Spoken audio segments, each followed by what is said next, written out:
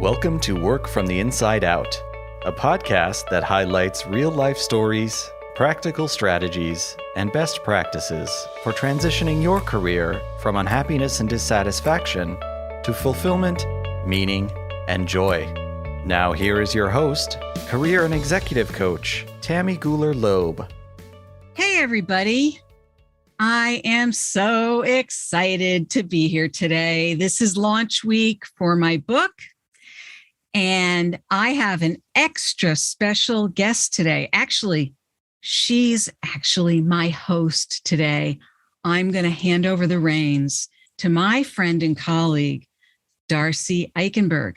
Darcy is the author of Red Cape Rescue, and she is also in a similar area as I am, focusing on people's careers. She actually was my guest on the podcast. Her episode will be coming up in a few weeks, but she generously offered to interview me today. So we are going from the outside in today, and Darcy is going to take the reins and interview me today about my book and what I've been up to lately. So Yay. Take it away, Darcy. I'm so glad to be here, and thank you for letting me go from the outside in. Congratulations on the new book. I have the ebook copy. Thank you. I got the paper one here. Yay. Yay. Work from the inside out. Break through 9 common obstacles and design a career that fulfills you. Well, we need this more than ever. So I'm so happy to be here and celebrate you and all the good work that you've done on the podcast, as well as in the book. So let's just take a big step back. And so tell me, why did you write this book in the first place? So glad you asked that, Darcy.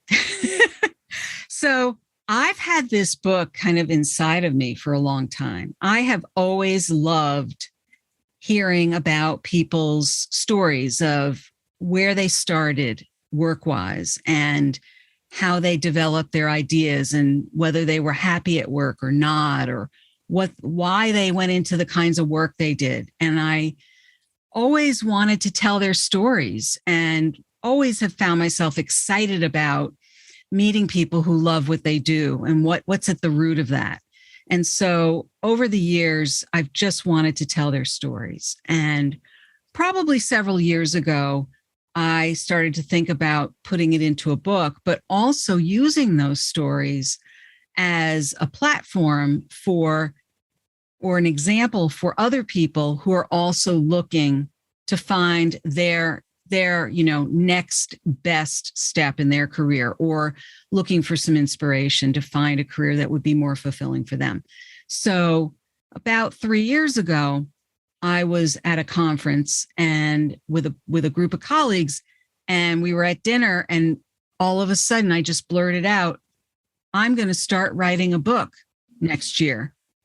And then I looked around and I said, did I just say that? I guess I did. And I knew exactly what I wanted the book to look like in terms of the structure and the form, telling stories and pulling lessons out of those stories. And so then I was committed to that, or I committed myself to that, I would say. You committed it, yes. For all the work that you do, helping others keep their commitments and find new possibilities. I think it's always great to recognize that even the people that we learn from and listen from, that they have to go through their own discovery and things. Absolutely. So you've got, this book is really in many ways lots of different stories that illustrate things that get in people's way. But I'm curious about the title. So Working from the Inside Out. So tell me more about how you came up with that and what that means in your work and in the book. Yeah. Well, it started with, I titled the podcast Work from the Inside Out. And I actually titled the book something else originally, thinking, I don't want to have it be the same title as the podcast. But the more iterations I went through, I don't even think it was my idea. I think it was someone else's idea, but I realized that actually the book really was about work from the inside out. So what does that mean? It means that when people are finding their motivation, the things that really, let's say, float their boat, the things that really feel purposeful to them. Those are the things that end up being the kind of work or career that really taps into their, what we call intrinsic motivation, their why. Why am I doing this? And not just the what of what they're doing, but what's at the root of it. And when people are doing work that really connects to that, they're usually a lot happier in terms of the kind of work they're doing, and they feel more that they're working more on purpose. That usually comes from the inside, meaning it comes from a more internal or intuitive place. And you think about people who listen to that inner voice, their intuition. Usually that guides them. A lot of times, though, I come across, let's say, clients who will say, "Oh, I didn't take that job because it was too far of a commute, or it didn't pay the salary I thought I needed, even though my intuition was telling me it was the right thing." And so that's the inside out piece, right? It was the right thing. My intuition was speaking loud and clear, and yet they didn't listen to that. And they took the higher paying job, or the job that had the quicker commute. And 6 months later, they might have been knocking on my door again, telling me I'm miserable. And so that's the kind of thinking that goes behind inside out. Another way of thinking about it is how many of us, when we were growing up, maybe you were good with numbers or good with words, and people started telling you, "Oh, you're good with numbers, or you're good with math. Maybe you should become an engineer or an accountant." And, well-intentioned adults, teachers, parents, whoever, start grooming you and telling you what they think you should become. And you start to think, yeah, maybe they're right. I should. And you go to college, maybe you study math or you study accounting, and then you become that thing that you were told you're good at. And one day you wake up and you realize, I hate accounting or I hate engineering. And nothing wrong with those professions. I'm actually married to someone who does accounting. But that is sort of the outside in approach to a career, where you've got all these outside inputs telling you what you're good at. Now, there's nothing wrong with doing something you're good at, but you need to have something else coupled with that that's telling you, I want to do this. This feels right to me. And if you don't have that want to added in, then you're kind of doing that outside in approach rather than starting from the inside out. So I think that's a classic example of what a lot of people did. They listened to well-intentioned people as they were growing up and developing, and went on a path that they thought was the right thing to do. And at some point, they may have discovered that it wasn't as satisfying to them as they thought it would be. And sometimes then they end up feeling stuck. And that's where we start talking about some of those obstacles in the book, because there are other things that start to get in the way of you considering what kinds of changes you might want to make. Mm-hmm. So yeah. It's a great segue to really think about those obstacles, because as you were just saying, it's not just, oh, well, figure out what you want, what's your internal motivation, and then go do it, right? There are lots of things that get in the way of how we think about it, or what that box looked like of all the messages we got growing up. So tell us about some of the obstacles, because one of the things you've done in this book is you've taken all those stories, but you sort of organized them by common obstacles that people have, so that people can see themselves in it. So tell us about some of the obstacles that you dive into in the book. Yeah. So one obstacle that kind of runs through the entire book is the obstacle of fear, because fear usually stops us in our tracks. And fear is sneaky. It can kind of sneak in and run us in a lot of ways. It's a human emotion. Fear can also be the thing that motivates us to go towards something we want. So I don't want to demonize fear, because chapter 1 is called fear, is it a friend or a foe, right? So we can think about fear in a couple of different ways. But I just want to put that out there, that fear kind of runs through all of this. The next chapter, not that I'm going to walk us through every single chapter because I have to leave some mystery. You got to get the book to figure it out. Yeah. Right. But one of the other chapters talks about age, talks about how some people feel like they've reached a certain stage or point in their life. Maybe it's an age or however they perceive that. And they say, oh, I'm too old now to consider, going back to school or changing careers. I'm too far into this profession now to switch. I don't want to start over again, I hear people say. And I ask them, what does that mean to start over again? What does that mean to you?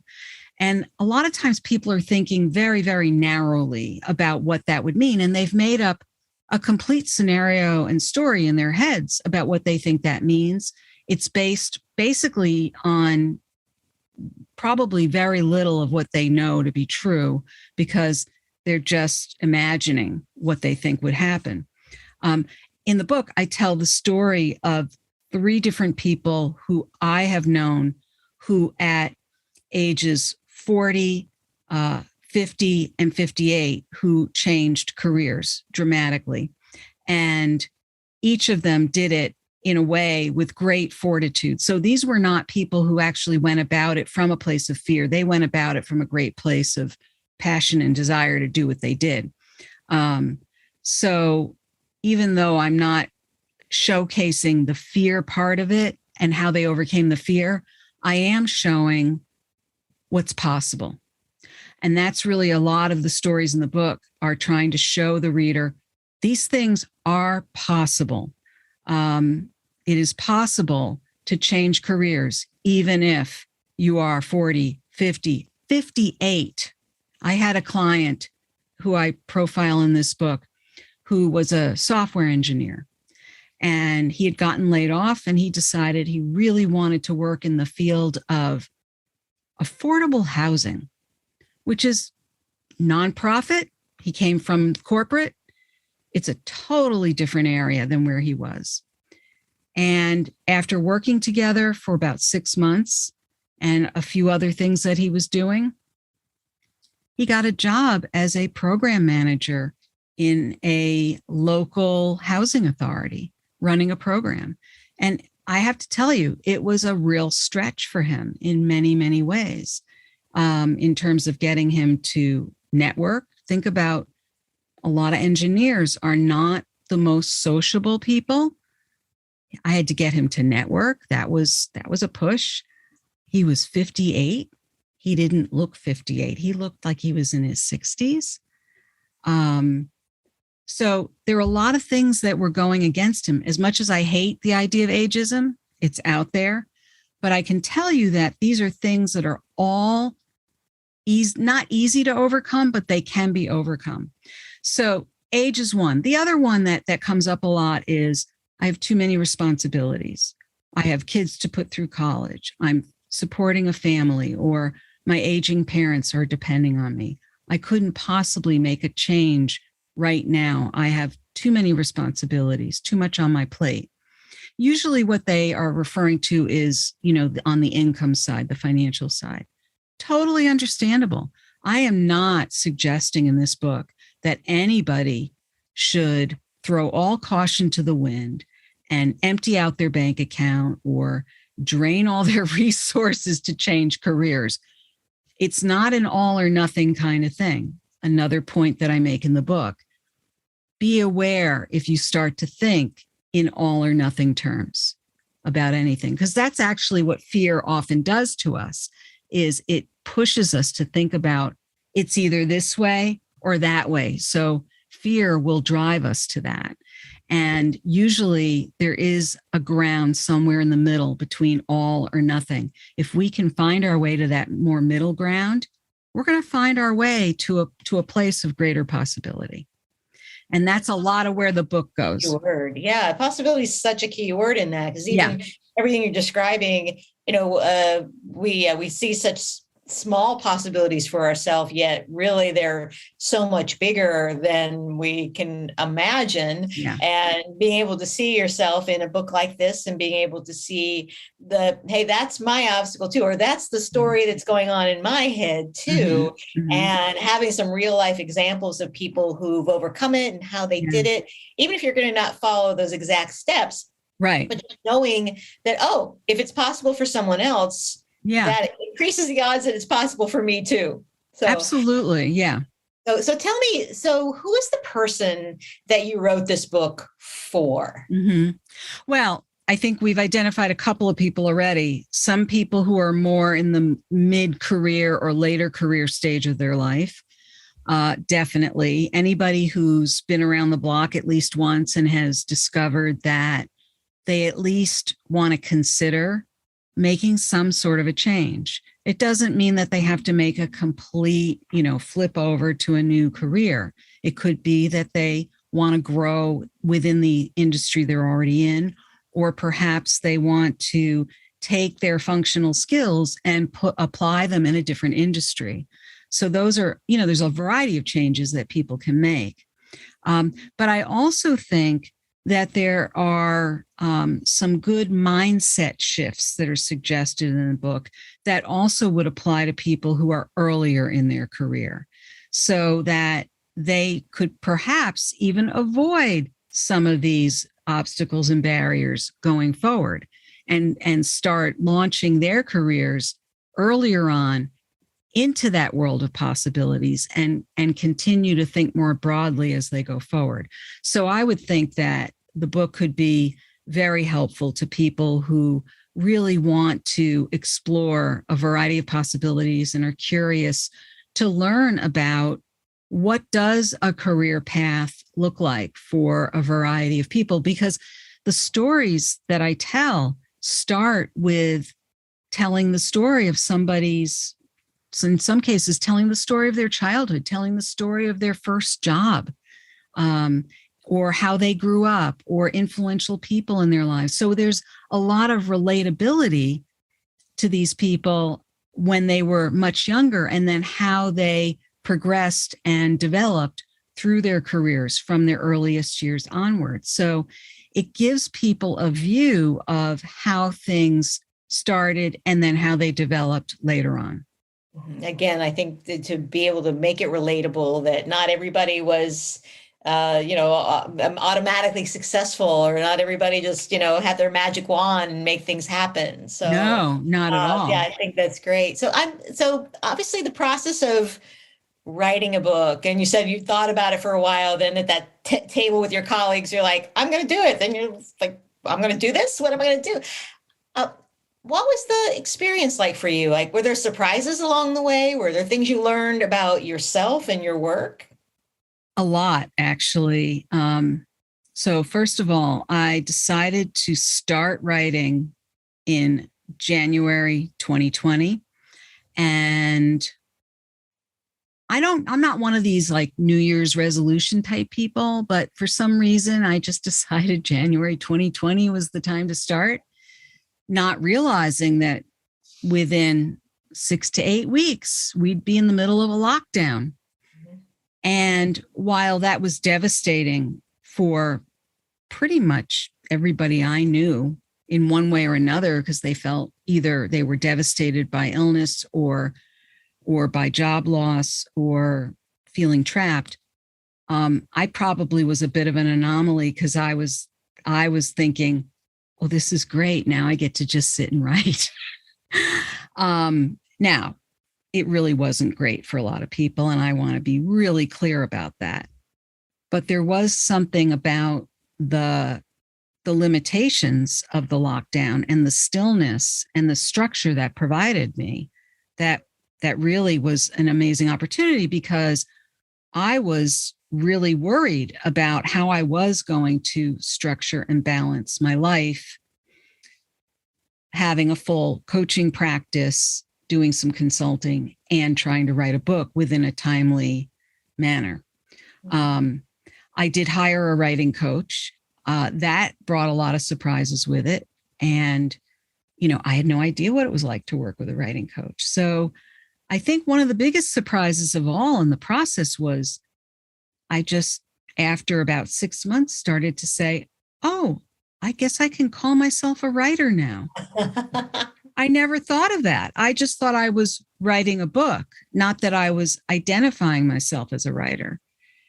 And that was kind of a surprise. That was not an expectation. I was just thinking about the product, not my identity or how I was connecting myself to the process in this way. So that was a delightful surprise.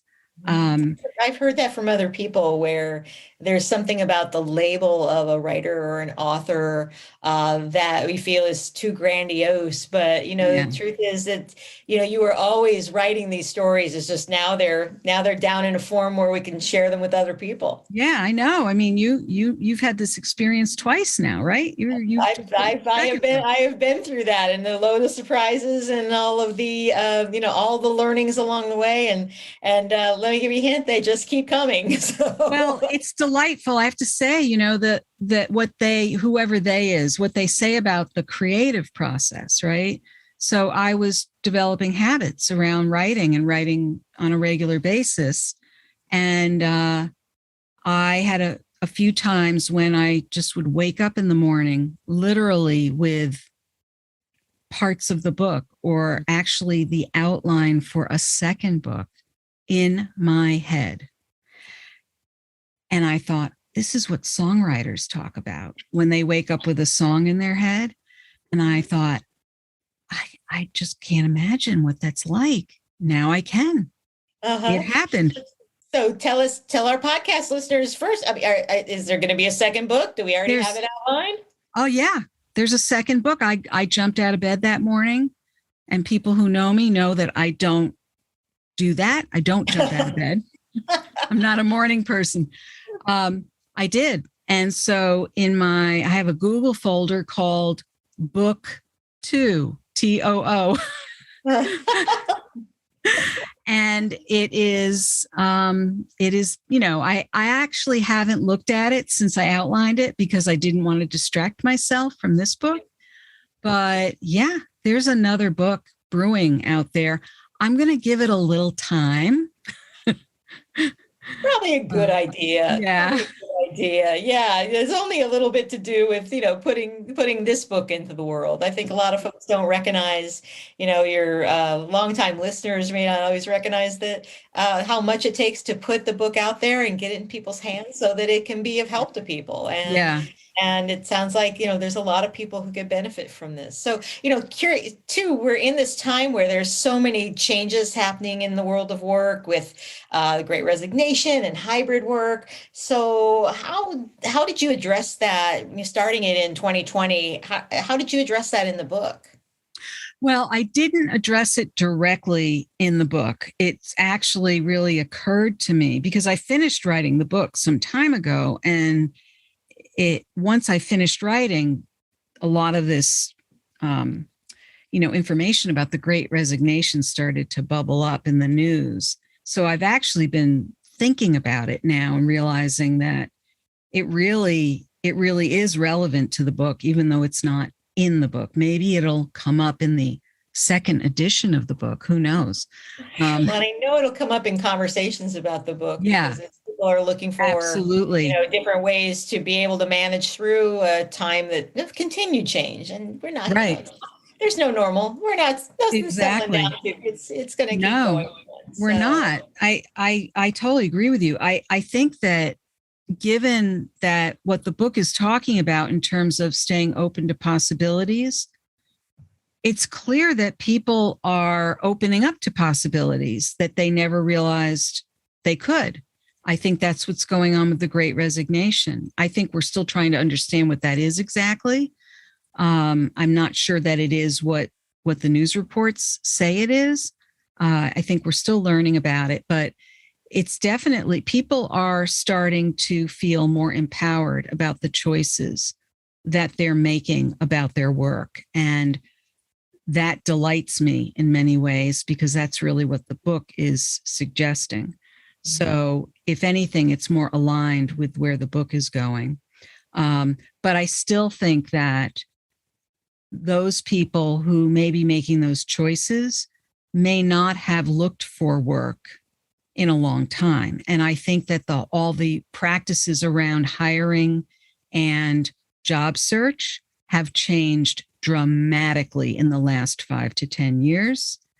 And there's a lot of people out there who are going to start looking for work and are probably going to try to employ dated practices around that and are going to find themselves at a bit of a loss in terms of how to go about that. So I think that they're going to need some reinforcements and some inspiration along the way. I think the book can help with that, mostly because there's a resources section in the back of the book that can point them in the direction of some real up-to-date, cutting-edge resources that can help people who are starting to look for their next role. And I think that's really where that part of the book can really help people who, let's say, have resigned and are trying to figure out what's next. And I really felt strongly about offering those resources to people because it's great to get inspired to figure out what's next. It's another thing to then try to accomplish that. So I tried to at least close that loop in that way. That's great. And being able to take the action, but you can take lots of action if you don't know what's inside first. So being able to work from the inside out makes a lot of sense. So Tammy, where can people get a hold of the book? Well, as of Tuesday, January 25th, 2022, and actually by the time this airs, we will be beyond that, they can get it on Amazon, both as an ebook and as a paperback, Barnes & Noble, and in any of your independent bookstores. So, and on my website, tammygulerloeb.com. So it will be widely available. And I'm really excited to get the book out there because I think it's going to help a lot of people find their way into work that's more satisfying, fulfilling, and meaningful. And can you imagine, Darcy, if more people felt that way about their work, what the world would feel like? Because right now we know, based on a lot of the Gallup polls and other data we've seen, there's a lot of people who are not feeling that way about work. So we got to get more people feeling that way about their work. Yeah, there's a ripple effect, everything we do to get in touch with our inside and bring it in, bring it into the workplace, bring it outside, it ripples. And I always say, somebody out there needs you. So somebody need to hear this today on your podcast, Tammy. And I'm so honored to be able to flip the switch a little bit and let you be the honored guest. And wish you so much luck with the book. And everybody should go check it out. Go to your favorite online bookseller. Get your copy now. Remember, getting a copy of the book is a vote for the author. So if you've been liking this podcast, if you've been appreciating Tammy's work, go get the book, write a review. Those are so important to those of us who are authors. It really helps spread the word and to make sure that the book, continues to help people that Tammy's worked hard to reach and she thinks about all the time, that I know. Well, and Darcy, thank you so much for generously offering to do this today. It's been fun, and I am really excited because in a few weeks, we're going to turn the tables back and I get to interview you and we get to shine a light on your work and your book, Red Cape Rescue. So there's a lot of good material out there for people who are really trying to decide what's next for them. So no need for people to stay stuck anymore. We've got some answers for everybody. We do. I'm really excited about that. Thank you so much. You're welcome. Congratulations on the book. Go pick it up, everybody. I hope you enjoyed my special book launch interview with Darcy Eichenberg. Thank you so much, Darcy, for your wonderful questions. You made me feel good. Sometimes we are so close to our own work or situation, we lose our sense of perspective on what we think about it. Darcy's questions gave me a chance to take a step back and get a more objective view of my book than I could have if I had tried to form my answers completely on my own. I say the same thing to my clients about looking at their resumes or in thinking about their unique talents or ideas when preparing for an important meeting or an interview. As they say, two heads are better than one. In Work from the Inside Out, my book, I strongly recommend that you not make significant career or job changes all alone for the same reasons. I believe that most people are not truly successful in a vacuum anyway. Somewhere along the way, they had some help, whether it be large or small. It made a difference. What is your key takeaway from our interview? If you are interested in any of the resources mentioned in today's podcast, you can find them on the blog page of my website at tammygoularloeb.com. Just look for the episode posted between episodes 159 and 160. I guess you could call it episode 159 and a half. I do hope you will check out my new book, Work from the Inside Out. Break through 9 common obstacles to design a career that fulfills you. I wrote it for you. It's available in print and digital ebook editions through my website, Amazon, Barnes & Noble, independent bookstores, and on loan from some public libraries. If you can't find it at your public library, you can request that your library obtain it. Thank you so much for listening.